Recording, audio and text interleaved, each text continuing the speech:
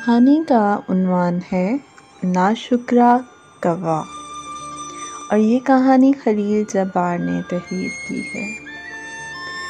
एक घना जंगल था जिसमें बेशुमार जानवर और परिंदे रहते थे, इसलिए शिकारी अक्सर वहाँ जानवरों का शिकार करने आते रहते थे।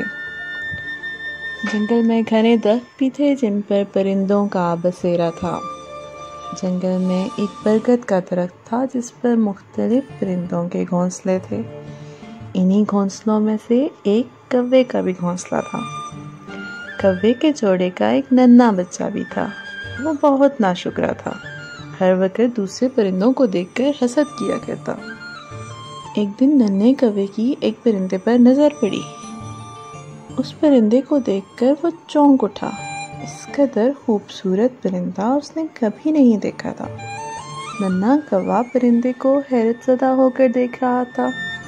जब उससे बर्दाश्त ना हुआ, वो उड़कर वहां पहुंचा जहां वो परिंदा अपने साथी परिंदे के साथ बैठा हुआ था। नन्हा कौवा दरख्त की शाख पर बैठ गया और उनसे मुखातिब हुआ, तुम कौन हो? क्या तुम हमें नहीं जानते? उस परिंदे ने उल्टा उससे सवाल कर डाला। मैंने अपनी ज़िंदगी में पहली बार तुम्हें देखा है, इसलिए तजस्सुस हुआ कि तुमसे पूछूं कि तुम कौन हो। कौवे ने कहा, मैं मोर हूँ और ये मेरी बीवी मोरनी है। परिंदे ने अपना तारुफ करवाया। मैंने तुम्हें इससे कबल इस जंगल में नहीं देखा, कौवे ने पूछा। हम दूसरे जंगल में रहते हैं, वहाँ इन दिनों पानी और खुराक का बड़ा मसला पैदा हो गया है। खुराक और पानी की तलाश में दूर दूर तक जाना पड़ता है। जंगल में खुराक और पानी इस जंगल में वाफर मिकदार में मौजूद है और जिस बरकत के दरख्त से तुम हमारे पास आए हो, वहाँ के परिंदे भी बहुत ही अच्छी आदत और अच्छे अखलाक के मालिक हैं। उन्होंने ही हमें यह मशवरा दिया है कि यहाँ आकर रह लें, ताकि खुराक की खातिर हमें दूर दराज न जाना पड़े। इसलिए अब हमने ये फैसला कर लिया है कि हम यहीं रहेंगे। मोर ने बताया। मोर के जोड़े के वहाँ रहने की वजह से अब कौवे की उन पर रोज़ाना ही नज़र पड़ती थी। हर रोज़ ही उसके दिल में ये ख्वाहिश पैदा होती कि काश उसके पर भी ऐसे ही होते। एक दिन कौवे ने अपनी माँ से कहा, ये मोर का जोड़ा किस कदर खूबसूरत है। मोर खूबसूरत ही होते हैं, कौवे की माँ ने कहा। ये मोर इतने खूबसूरत क्यों होते हैं? कौवे ने फिर सवाल किया। अल्लाह ताला ने इन्हें खूबसूरत बनाया है, इसलिए ये खूबसूरत होते हैं, माँ ने कहा। हम इतने खूबसूरत क्यों नहीं हैं? कौवे ने पूछा। अल्लाह ताला ने किसको कैसा और क्यों बनाया है, वो ज़्यादा बेहतर जानता है। जो अल्लाह ताला की रज़ा में खुश रहते हैं वो कभी नाखुश नहीं होते, और जो नाशुक्रे होते हैं वो हर वक्त नाखुश और परेशान रहते हैं। उनके पर किस कदर खूबसूरत हैं, कौवा बोला। मोर के जिस्म से पर अलग कर दिए जाने पर यह मोर बहुत ही बदसूरत नज़र आए। तुमने कभी इसके पैरों की तरफ देखा है? कितने बदसूरत हैं, माँ ने कहा। हाँ, उसके पैर देखकर यकीन ही नहीं आता कि इस कदर खूबसूरत परिंदे के इतने बदसूरत पैर भी हो सकते हैं। मोर मुकम्मल तौर पर खूबसूरत होता तो वो गरूर में मुब्तला हो जाता। इस तरह वो गरूर और तकब्बुर से बच गया है, माँ ने कहा। अल्लाह ताला ने मोर को अच्छे पर देकर खूबसूरती दे दी और हमें पूरे जिस्म में कोई भी चीज़ ऐसी नहीं दी जिस पर हम फ़ख्र कर सकें, कौवा बोला। हमें हर हाल में अल्लाह ताला का शुक्र अदा करना चाहिए कि उसने हमें जैसे भी बनाया वो हमारे हक़ में बेहतर है। वो हमें ऐसा बदसूरत जानवर भी बना सकता था कि जिसे देखकर दूसरे परिंदे घिन खाते, माँ ने कहा। कौवा अपनी माँ की बातों से मुतमईन नहीं हुआ था। उसके ज़हन में बस ये बात समा गई थी कि वो मोर की तरह खूबसूरत क्यों नहीं है। उसके पर भी काले स्याह हैं, सूरत भी काली, पैर भी काले हैं। उसके जिस्म में कोई चीज़ भी ऐसी नहीं थी कि जिस पर वो फ़ख्र कर सकता था।